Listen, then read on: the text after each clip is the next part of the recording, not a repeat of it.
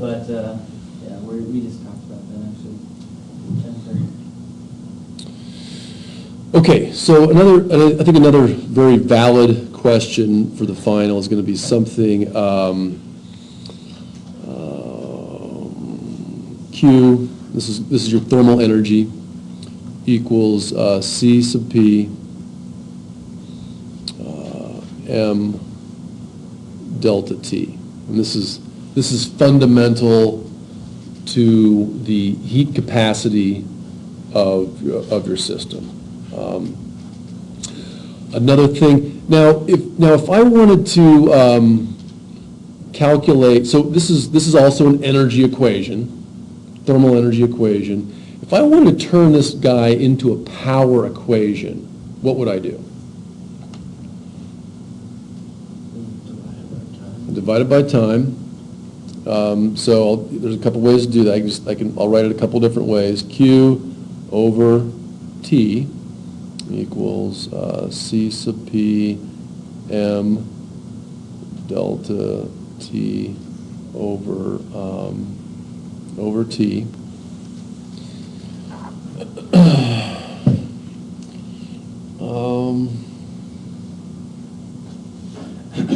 I know we did this in class a little bit.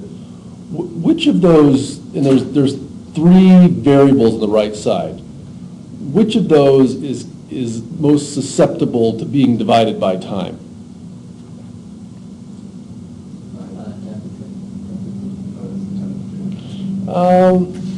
Well, yes and no. The delta T, I'm just kind of thinking about a solar thermal air exchanger where you've got like one inlet temperature and you've got one outlet temperature, and as long as it's steady state, those two temperatures aren't really changing with time. You know, you've got a cold temp on the outside, it's going through the system, and you've got a warmer one. I mean, sure, if the sun changes or the cloud comes out, whatever, those two might change with time. But what's really going on here in the system? It's the mass. Yeah, it's the mass flowing through the system. So again, if you write it like so, you're going to have a Q dot equals C sub P M dot delta T. Now let's see if we can deal a little bit with the relationship. I'm just going to draw a little control volume here. And I don't think I need to beleaguer this because I've already spent a lot of time in lecture going through area, volume, etc. But what I might ask you to do on the final is something like this, where if I give you M dot, for example, and again the M dot's going to be the same, and you know what the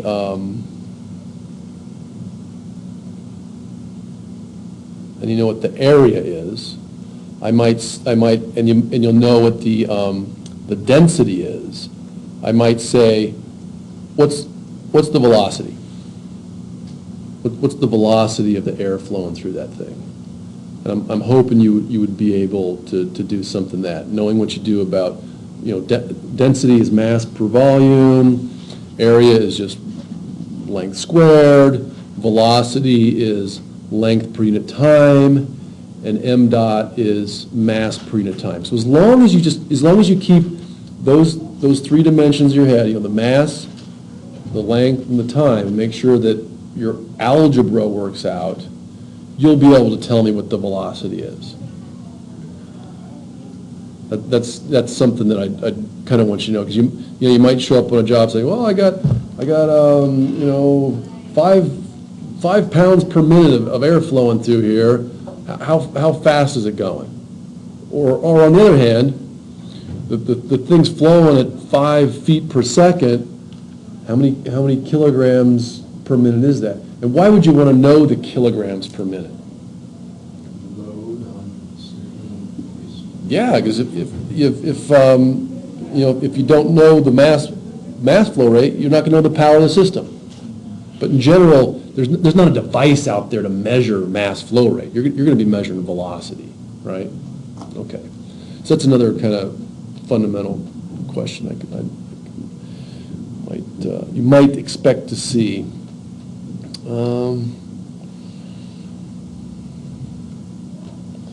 What's another fair one?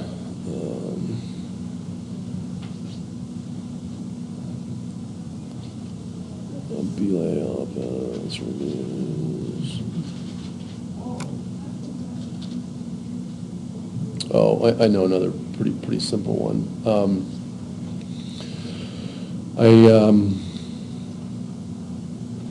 One thing I do want to do. There was a problem from there was a problem from JAW, a Chapter 4 problem that I prematurely put on exam 3. I'll scan the proper figure from JAW and ask you to figure that. Do you guys remember what was it 4.417? I'll forewarn you on that one, so you're not. Yeah, it was a spent a long time looking at it, but that book I spent a long time looking at going. Yeah, I think I only had the first 3 chapters. I only scanned the first 3, and I made the mistake of putting a number 4 on there. Don't worry, if you didn't read the rest of the book, you're not missing much. You're not missing much. Well, and it was tough finding an appropriate balance. We got the Piggott, which is kind of a nice hands-on, and the JAW, which is not so much. It's difficult to find a blend. Maybe that's a job for me down the road. Write my own textbook that blends the best of both worlds.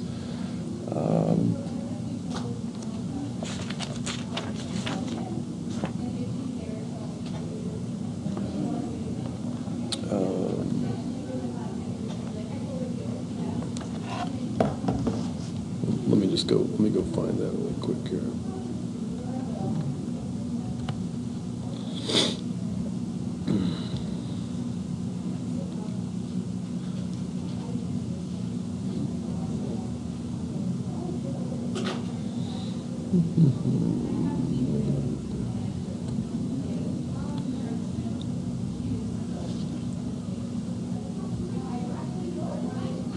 Let's quiz 3.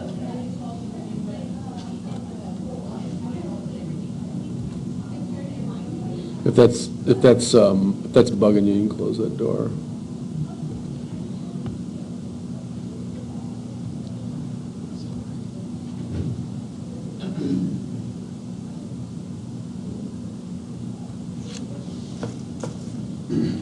Is it that one? Figure 448? Yeah.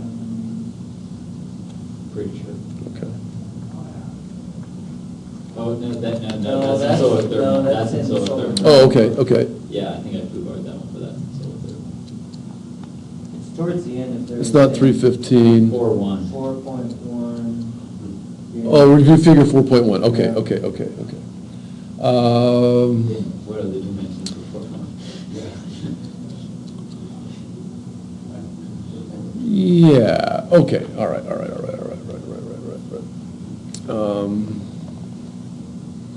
Okay, well, I'll just do a little sketch of 4.1 so you know what's going on. And it has a lot to do with what we were just discussing. What page are we on? There was 5, this will be 6. So JAW, Fig, 4.1.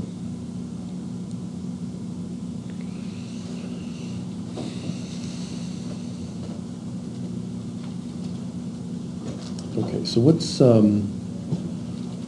going on with that guy is there's 2 parts of it. One is just looking head on into a wind turbine blade, and the way they've drawn it is, well, he's drawn it as a 2-bladed system. You typically won't find this, but you can also imagine that the blade that's on the right could just as easily very soon become the blade on the left. One thing to note is that the thing is spinning. This is omega. The other thing to note is that since the blade has mass, there is a force on it, mass times gravity. Now, this top chunk of the blade, is that guy in tension or compression? It's in tension, it's being pulled apart, right? This bottom chunk, tension or compression? Just the opposite, compression. It's being shoved together, right? If you imagine this thing as a stick of chewing gum sticking out there, it's going to bend, right? The top's going to get longer, the bottom's going to get shorter. And the exact opposite is true over here. Well, the exact same, but a mirror image. Suddenly, the side that was previously in compression is now in tension. Maybe I can draw a little, just do a little highlighting here. You could actually see that on the tooth gap, up on top of the nacelle looking down the blade. You could see the blade sagging Yeah. a bunch, a Yeah, couple feet. yeah. So that's this is a real mechanical load that these guys, and it's fluctuating. And so you've taken a paper clip before, and you bend it a few times. Eventually, that sucker breaks. You bend it far enough. So these blades have to be designed. So I'm just gonna say this is like the blue side. The blue side used to be here, right? Because the thing's spinning around, and now here's the green side. So the blades themselves are constantly undergoing tensile and compressive pressures or stresses. Stresses. Yeah, it's an example of stress. It's in that material. Okay, and that's one load on the blade. The other one to consider, and that's just kind of that's there because of gravity. That's that mg force that's always present. Now the next one, let's look at this. So this is just kind of a general case. And you got your blade here.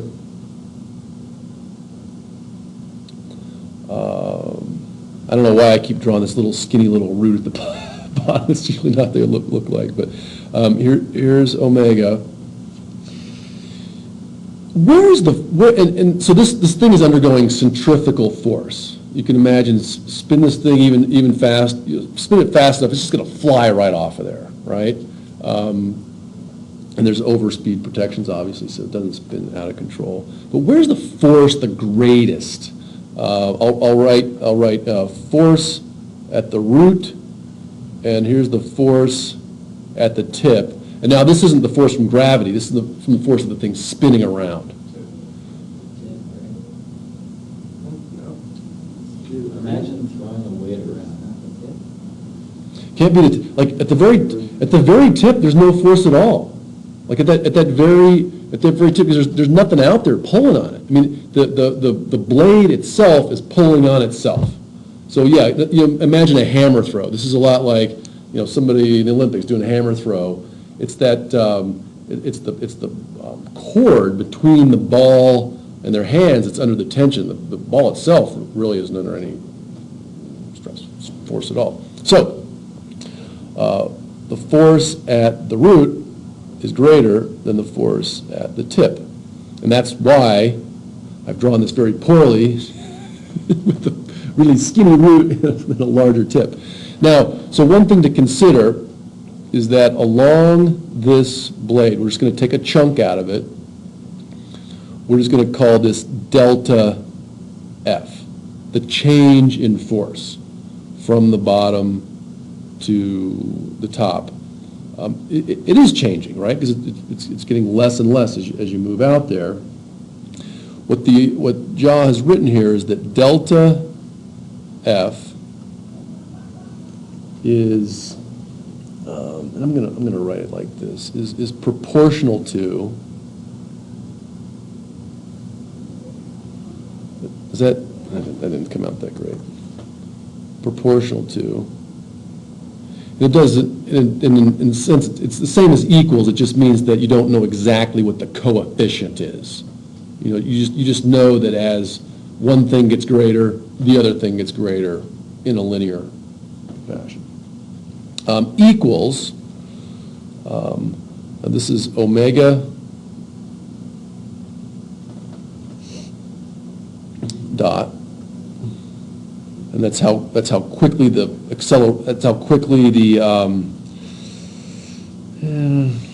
the dot here is not that important. So don't worry about the dot here. That the fact that the change in angular velocity, you know, as it accelerates or decelerates, but it's also a function of how far out on the blade you are. It's a function of how massive the blade is. And it's a function of delta R. Okay, what the heck is delta R? Well, it's just this. It's just this length as you move out. The radius. Yeah, the radius, exactly, yeah. Delta R. So what all this is saying is that the change in the force along this blade is proportional to how fast it's spinning, where you are, how massive the blade is, and how big a chunk you're examining. If you have a large change, like going from the root to the tip, you're going to have a large change in force. If you're just looking at a little tiny slice, you're going to have a small change in the force. That's what that equation is saying. So the radius is the whole blade. So you're taking the angular velocity. Angular velocity, Times the radius, times the mass, times the delta R? almost. Thanks, though. That's a great, that's perfect question. No, that's perfect. R in this case is actually just from here to here. That's R. It's where you are on that blade. You might, if you want to say how long is the blade, well, you might say that the blade itself is big R. Just like you might, in algebra, you use a little x to mean, where the heck am I? Am I, how far am I? It's kind of the running variable. Okay, and then let's see, what else is on this dang thing?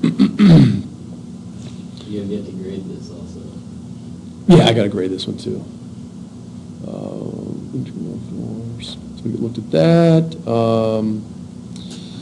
Cosine, centrifugal force, blade. Okay. There's one more thing. One more thing to consider.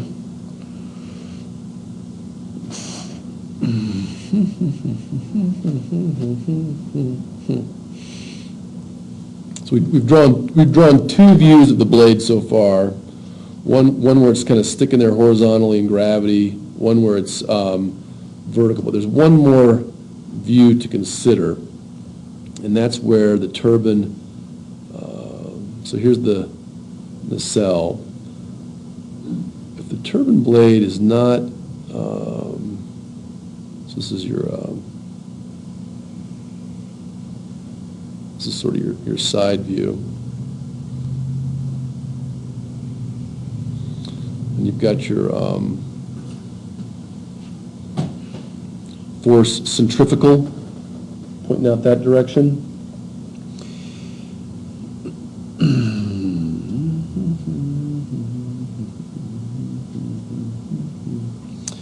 If this is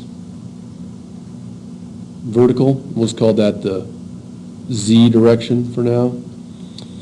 This angle in here we'll just call theta. So if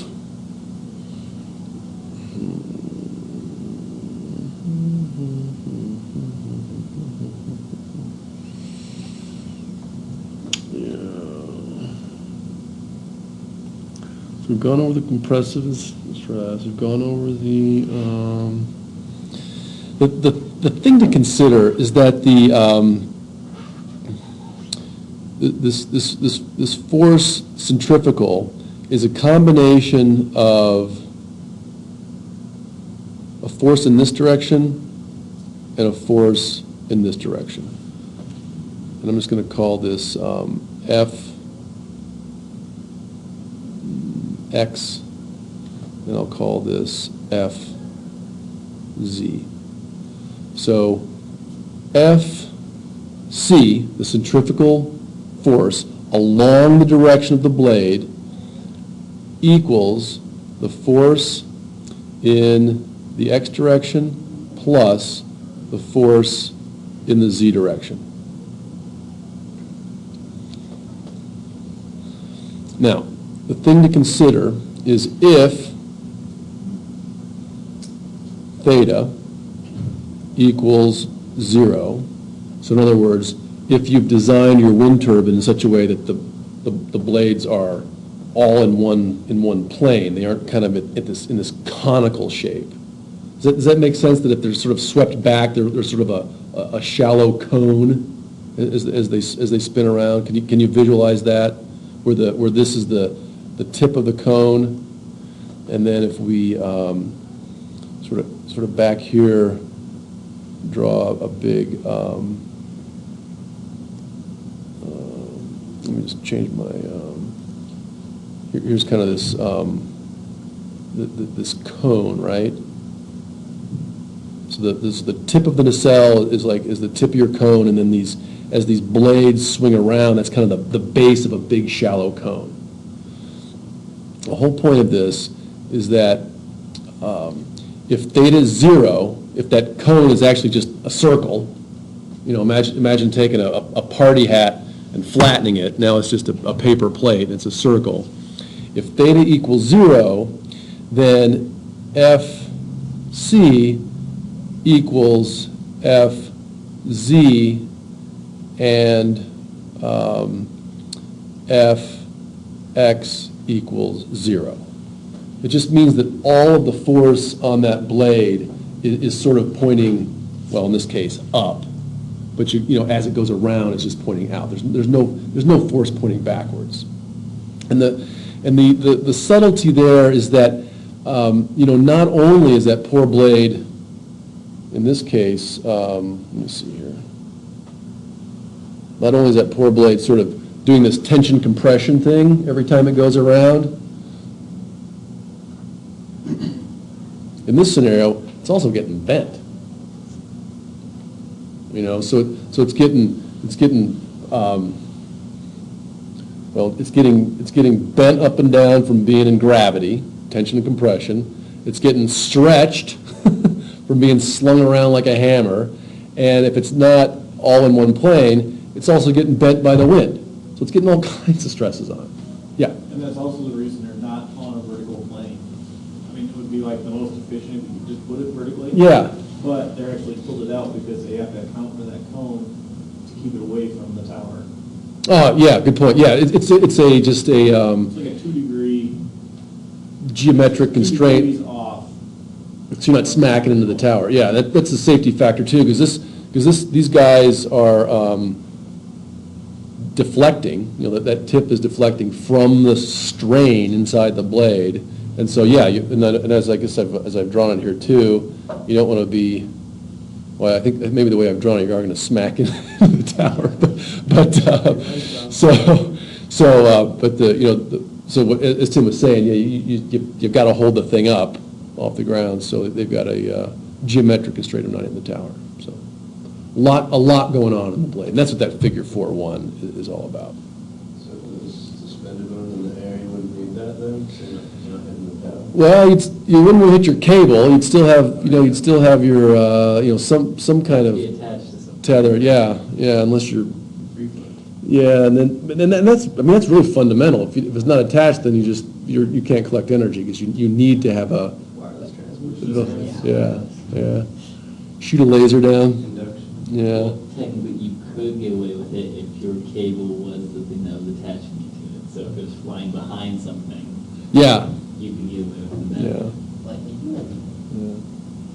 so if Okay. it was a downdraft turbine, right?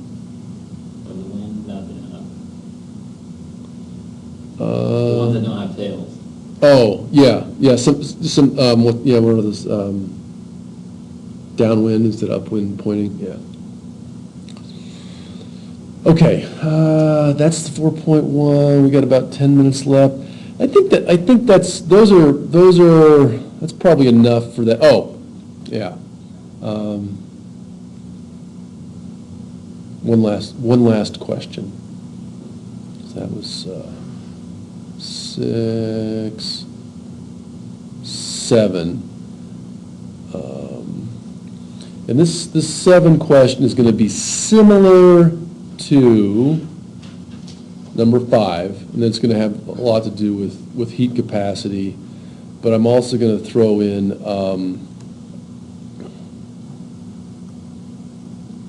carbon neutral solar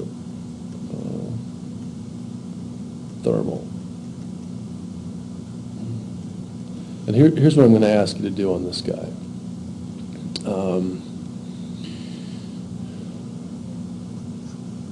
So here's your house.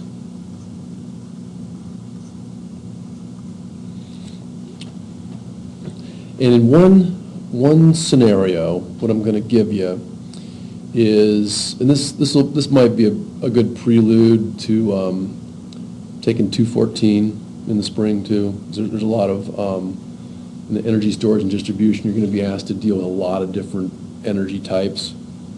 So in one scenario, you're going to have CH4 pumping into the house.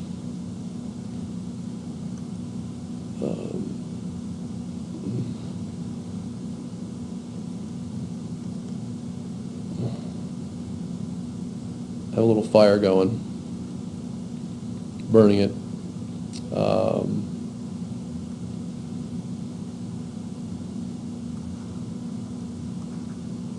CO2 coming off. And what I'm gonna ask you for is medium point.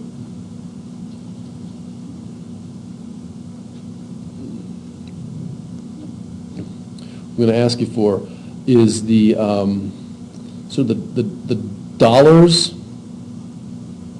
per. So you're going to use a little units conversion here. It's going to be dollars per CCF. That's what you're going to see on your electricity bill. Dollars per 100 cubic feet of natural gas, of CH4. You're also going to want to know BTUs per CCF. And I'll give you these numbers. I'm not going to ask you to make them up. I mean, there will be a firm answer to this question. And so what you'll come up with is at the end of the day, I might ask you CO2 per year. So you'll be able to do that. We'll expect you to just do a little bit of chemistry. Okay. I'll ask you to balance an equation like this, where you've got CH4 plus O2 equals blank. Well, what are the two combustion products of this guy?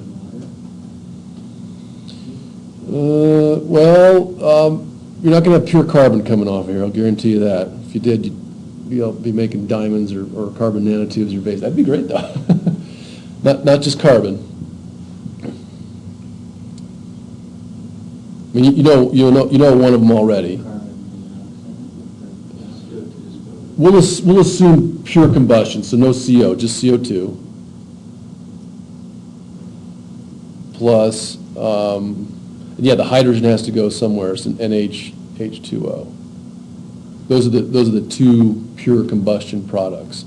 I'm going to ask you to fill in the blanks there on that guy and basically tell me how much CO2 per year comes out, knowing how much methane goes in.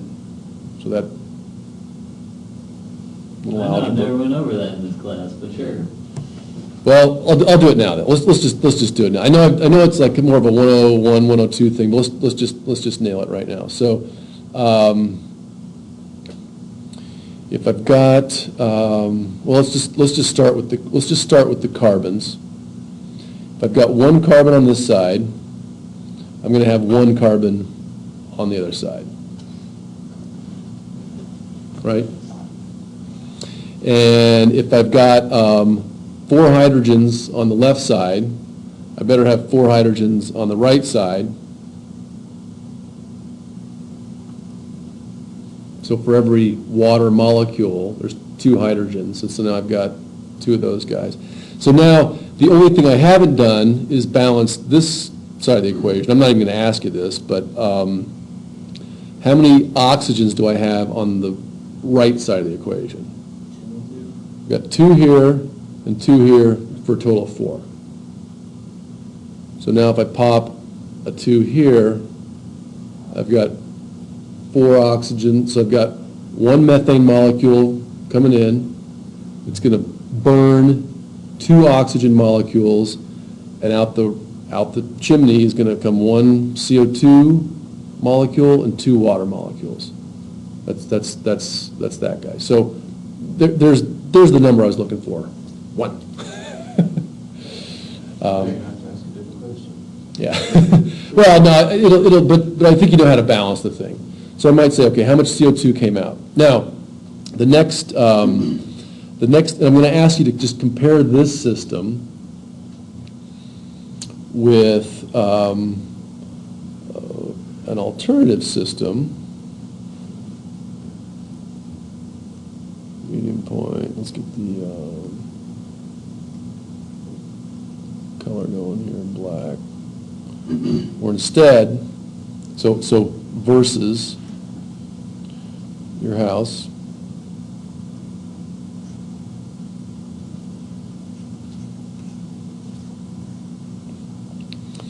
And instead of CH4 coming in, you got sunlight coming in. And instead of combustion happening, you've got a large volume of water, and you've got a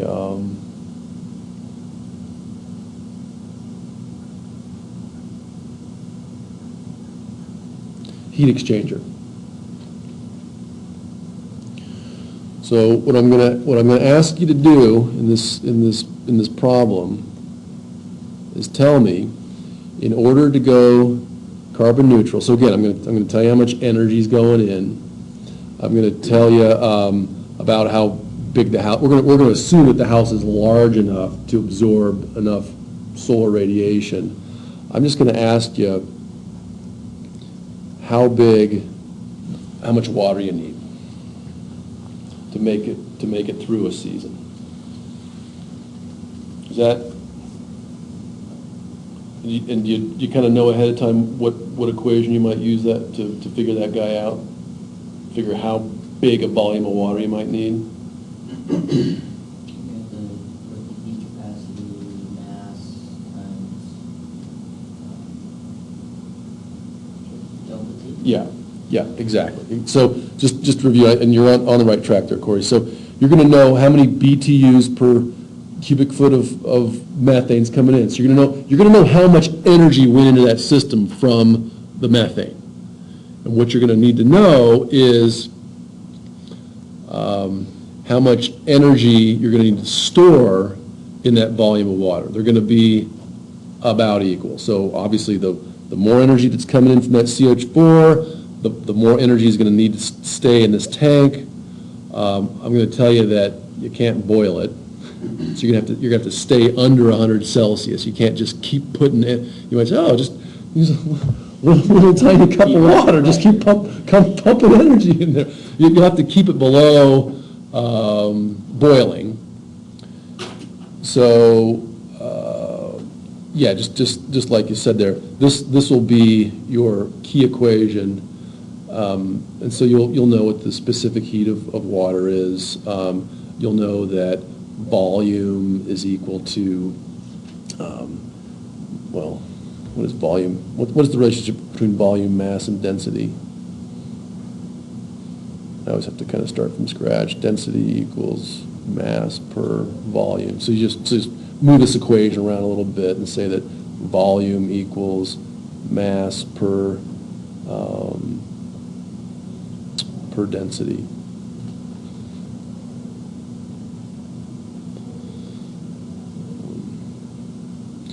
So this will be I'll try to make this a fairly challenging problem. It'll be something you'll have to rack your head up around a little bit.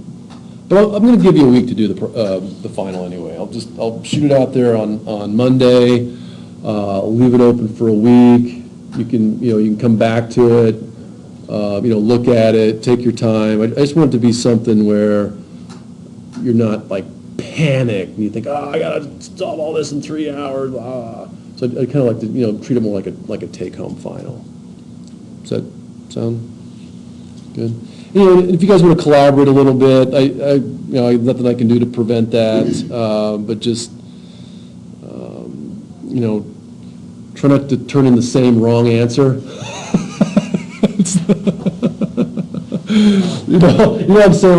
Like, because that doesn't do anybody any favors. If one guy comes up like, oh, I know this is right, and they're like, well, he's a smart guy, I'll just go with that. That just avoid that. You're not, like I said, you're not doing anybody any favors. Do your own work, and if you collaborate and say, man, I'm 100%, and you independently arrive at the same answer, then you can feel confident. So, okay, so we got Betzlaw, little Bernoulli. We defined what pressure was. I might do a little bonus thing on that since we just covered it today. This is central to what you guys are doing. This is kind of your bread and butter on this. We've done this a million times. The jaw figure one will look like covered sufficiently, and then this is kind of the I want to call it more of a synthesizing problem, where you kind of have to think about a few things at once and come up with more of a design. So good. Any I know I saw some nice pictures, Ryan, you had of your system you're building. Joe, we talked a little bit about yours today. Just kind of Need some cans. Oh yeah. Yeah. There are a tremendous number of cans over facilities. I think if you just Can I just go grab? Yeah, I think if you just cruise over there, they're not going to have a problem. I put up these green bins in the commons area.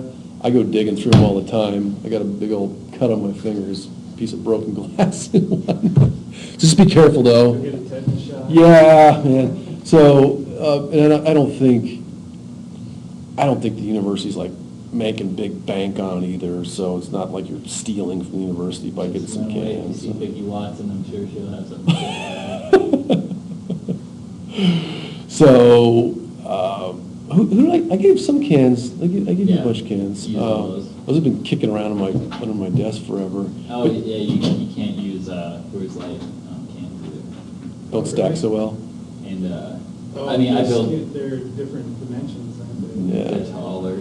Like, I tried and it just food-bars the whole thing, especially like the big ones too, because they're, Yeah, all the cans. your have tall boys all are the, actually like, wider checkouts. than your normal cans, so it totally jacks up, like, Yeah. making your rows. So you need all of them to be like the normal soda can size. Yeah. So like and Miller Draft works the best because they're already black. Nice. Miller? That's your choice? No, that's not the can. No, that's not my. Your buddy, you drink the Miller, and then you take the Yeah, cans. no, it just, when you're laying that flat black paint on it, just sticks, it just works better. Because then you have to use less because it's already black. Yeah. So, Yeah, like I said, there's plenty over there at the U for that, so. And now tomorrow, Tim, I don't know, we really have we just kind of make and do with meeting locations. I'd like to, do something tomorrow, hands-on, because I got a commitment, with NSF funding comes commitments on reviews, and I'm actually supposed to be in Washington DC tomorrow reviewing these panels, but I'm going to be sequestered, kind of just doing that on my laptop, so I can't be here, but,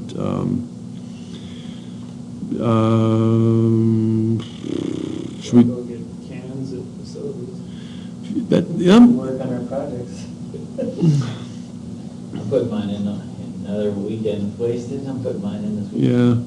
yeah. Well, so maybe we'll just do that, if Tim's got good experience, he's built these things before, knows some of the pitfalls. If you guys are just gonna wanna meet informally, grab it, just, maybe meet with him briefly, wherever, even the Commons, you can just kind of set aside like an office hour, if you will, or a lab hour, however you guys wanna do it, but just, use Tim as a resource on your project, so.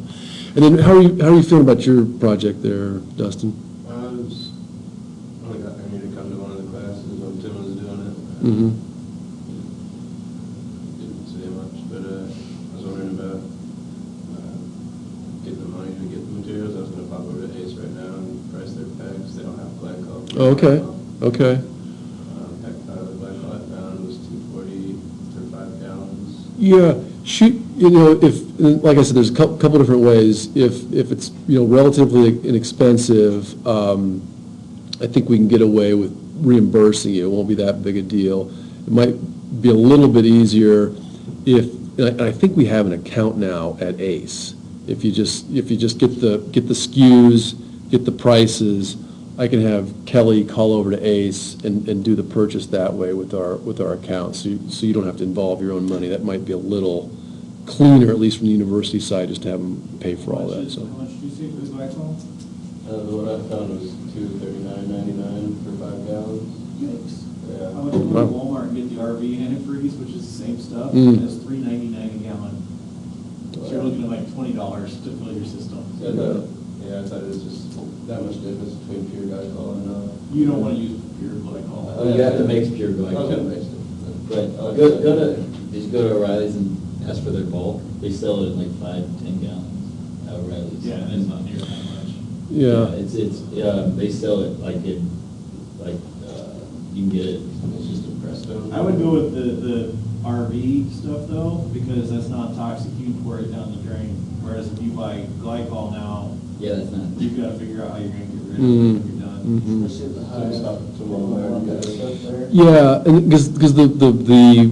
because thanks, that's great advice, Tim, because I'm going to meet with Kevin Depew on Sunday. He's going to come over to my house, and what I'd really like to do is get, I also talked to Nick Robinson a little bit. I'd like to get the, Tim's one that he built out of my backyard, take it over to the Hive, doctor it up a little bit. Maybe it ends up on Nicky Robinson's house, maybe not, we'll see. Maybe it just ends up on the Hive somewhere as a nice demo. They got some nice southern exposure there, something where we could just mount it right up. Okay. Yeah, and it's kind of an open air thing too, so if there's still a little off gassing, no one's gonna care that much.